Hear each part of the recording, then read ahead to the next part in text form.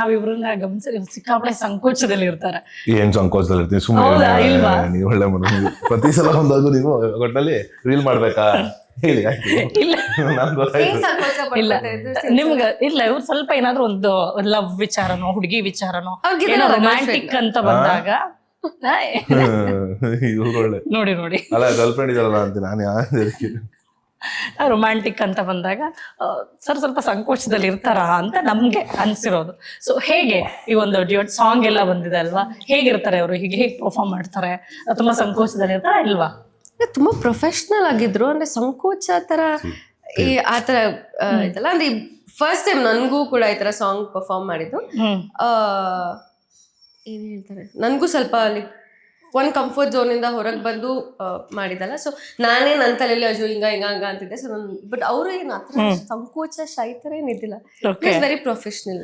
ಹಂಗಿದ್ರೆ ಈಗ action, romantic, emotion ಅಂತ ಬಂದ್ರೆ ಪರ್ಸೆಂಟೇಜ್ ವೈಸ್ ಎಷ್ಟು ಕೊಡ್ತೀರಾ ಅವ್ರಿಗೆ? ನಂಗೆ ಆಕ್ಷನ್ ಸೀಕ್ವೆನ್ಸಸ್ ಇಷ್ಟ ಆಗತ್ತೆ. ಲವ್ ರೊಮ್ಯಾಂಟಿಕ್ ಸಾಂಗು ಚೆನ್ನಾಗೇ ಮಾಡಿದ್ದಾರೆ ಅಂತ ಅನ್ಸುತ್ತೆ. ಪರ್ಸೆಂಟೇಜ್ ವೈಸ್ ಎಷ್ಟು ಪರ್ಸೆಂಟ್ ಕೊಡ್ತೀರಿ? ಯಾವ್ದಕ್ಕೆ ಹೆಚ್ಚು ಬರುತ್ತೆ ನೋಡ್ಬೇಕು.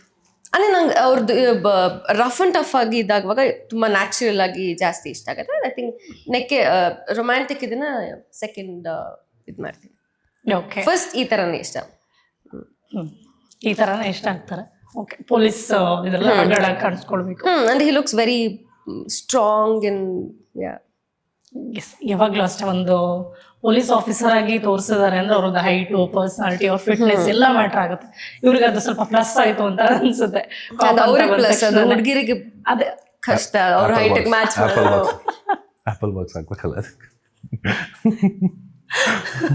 ಓಕೆ, ನಿಮ್ಮ ಸಿನಿಮಾ ಆಯ್ಕೆಗಳು ಕೂಡ ಇಂಟ್ರೆಸ್ಟಿಂಗ್ ಆಗುತ್ತೆ. ಅಂದ್ರೆ ಒಂದು ಪಾತ್ರನ ಆಯ್ಕೆ ಮಾಡುವಾಗ ಕಥೆಗಳನ್ನ ಸುಮಾರು ಕೇಳಿರ್ತೀರಾ, ಬಟ್ ಒಂದಷ್ಟು ಯಾವ್ದು ನಿಮಗೆ ಇಷ್ಟ ಆಗುತ್ತೆ ಅನ್ನೋದು ಅಥವಾ ಕತೆ ಹೇಗೆ ಆಯ್ಕೆ ಮಾಡ್ತೀರಾ ಅನ್ನೋದೊಂದು ಪ್ರಶ್ನೆ ಆಗುತ್ತೆ. ನಿಮ್ಮ ಚೂಸ್ ಹೇಗೆ ಸಿನಿಮಾಗಳ ವಿಚಾರ ಬಂದಾಗ? ತುಂಬಾ ಮ್ಯಾಟ್ರ್ ಆಗುತ್ತೆ, ಪ್ರತಿಯೊಂದು ಮ್ಯಾಟ್ರ್ ಆಗುತ್ತೆ. ಪ್ರೊಡಕ್ಷನ್ ಹೌಸ್ ಇಂದ ಡೈರೆಕ್ಟರ್, ಅವ್ರ ಪ್ರೀವಿಯಸ್ ವರ್ಕ್, ಆಕ್ಟ್ರೆಸಸ್ಗೆ ಲೀಡ್ ಯಾರು ಅನ್ನೋದು ಇಂಪಾರ್ಟೆಂಟ್ ಆಗುತ್ತೆ. ಆ್ಯಂಡ್ ತುಂಬಾ ಹೋಗುತ್ತೆ. ಆ್ಯಂಡ್ ಕಥೆ ಅಫ್ಕೋರ್ಸ್ ಮೇನ್ ಕಥೆ, ನನ್ನ ಪಾತ್ರ ಎಷ್ಟು ಹೊತ್ತು ಬರುತ್ತೆ, ನಾನು ಏನು ಇಂಪ್ಯಾಕ್ಟ್ ಮಾಡಬಲ್ಲೆ, ಎವ್ರಿಥಿಂಗ್ ಮ್ಯಾಟರ್ಸ್. ಸೊ ಅದೆಲ್ಲ ಓಕೆ ಆದಾಗ ನೀವು ಹೇಗೆ ಆಯ್ಕೆ ಮಾಡ್ತೀರಾ? ಯಾಕಂದ್ರೆ ನೀವು ಒಂದಷ್ಟು ಕಥೆಗಳಂತೂ ಕೇಳಿರ್ತೀರಾ. ಸೊ ಇಲ್ಲಿ ಡೈರೆಕ್ಟರ್ ವಿಚಾರ ಬಂದಾಗ ಡೈರೆಕ್ಟರ್ಗೆ ಫಸ್ಟ್ ಮೂವಿ ಇದು. ಸೊ ನೀವು ಒಂದಷ್ಟು ಸಿನಿಮಾಗಳು ನೋಡಿರ್ತೀರಾ, ಕಥೆಗಳು ಕೇಳಿರ್ತೀರಾ, ಅಥವಾ ಅನಲೈಸ್ ಮಾಡಿ ಒಂದು ಸಿನಿಮಾನ ನೀವು ಆಯ್ಕೆ ಮಾಡ್ತೀರಾ ಅಂತ ಕೇಳಿದ್ವಿ.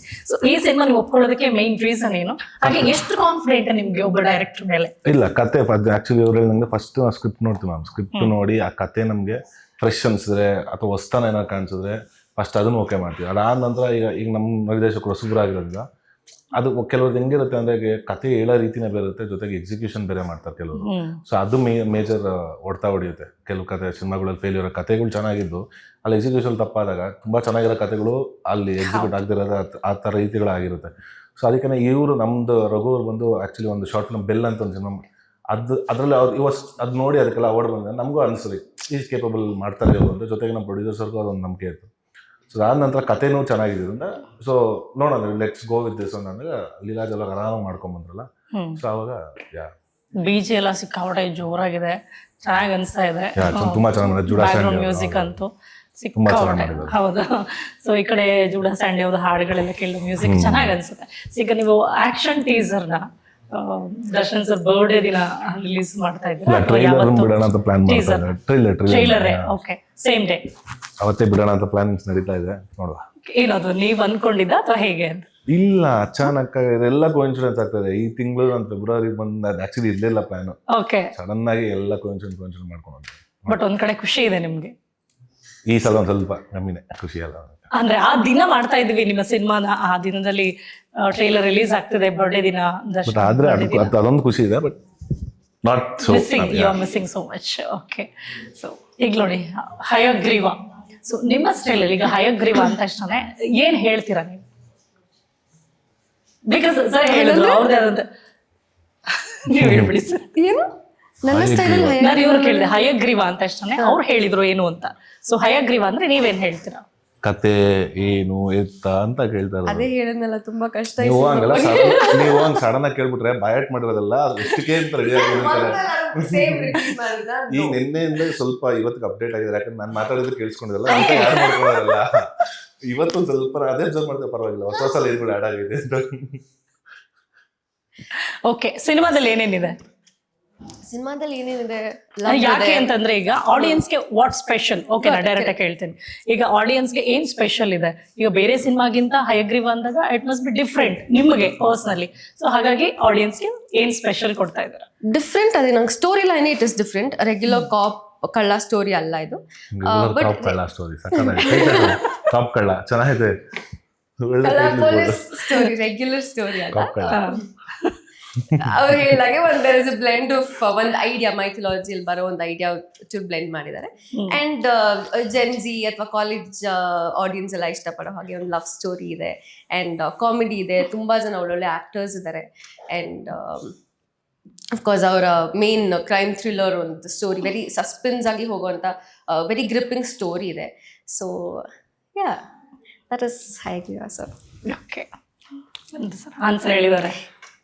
ಒಂದು ಸಿನಿಮಾ ಮಾಡಕ್ ಏನೇನ್ ಬೇಕೋ ಅದನ್ನ ಹೇಳಿದ್ರು. ಹಯಗ್ರೀವ ಅಂತ ಹೇಳಿ ಹಂಗಾದ್ರೆ ಹಯಗ್ರೀವ ಇದ್ದೆಲ್ಲ ಇಲ್ವಾ?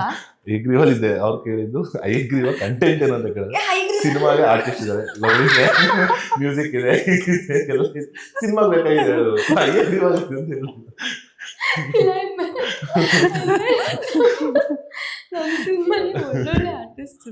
ಎಲ್ಲ ಸಿನಿಮಾಲು ಒಳ್ಳೊಳ್ಳೆ ಆರ್ಟಿಸ್ಟ್ ಇದ್ದಾರೆ. ಅದಕ್ಕೆ ಹೇಳಿದ್ವು, ಕೇಳಿದ ಕಡೆ ಇಲ್ಲ ಮುಂಚೆ ಹೇಳ್ಕೊಟ್ಬಿಡಿ.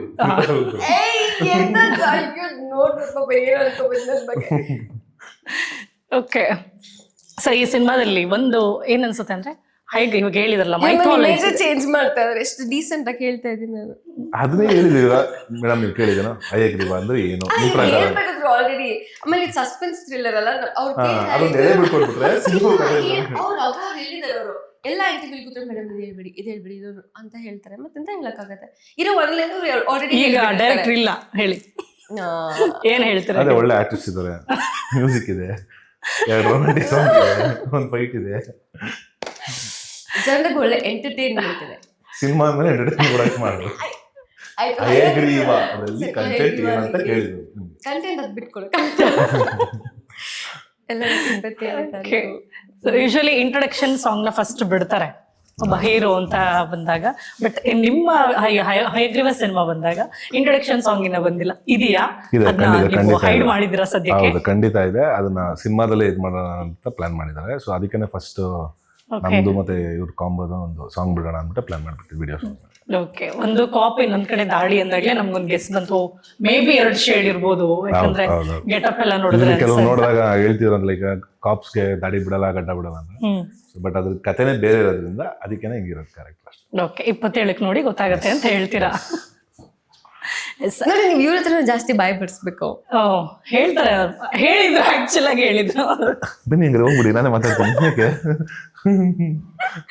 ಓಕೆ, ಎಷ್ಟು ಕಂಫರ್ಟ್ ಅನ್ಸುತ್ತೆ ನಿಮ್ಗೆ ಇವ್ರ ಜೊತೆ ಆಕ್ಟಿಂಗ್ ಆಗಿರ್ಬೋದು, ಅಥವಾ ಈ ಜರ್ನಿ ನಿಮ್ಗೆ ಸಿನಿಮಾ ಶೂಟಿಂಗ್ ಟೈಮ್ ಅಲ್ಲ ಎಷ್ಟು ಕಂಫರ್ಟ್ ಅನಿಸ್ತಾರೆ ಅಂತ ನಿಮಗೆ? Very comfortable but very silent ಅಂತ ಅನಿಸ್ತಾರೆ.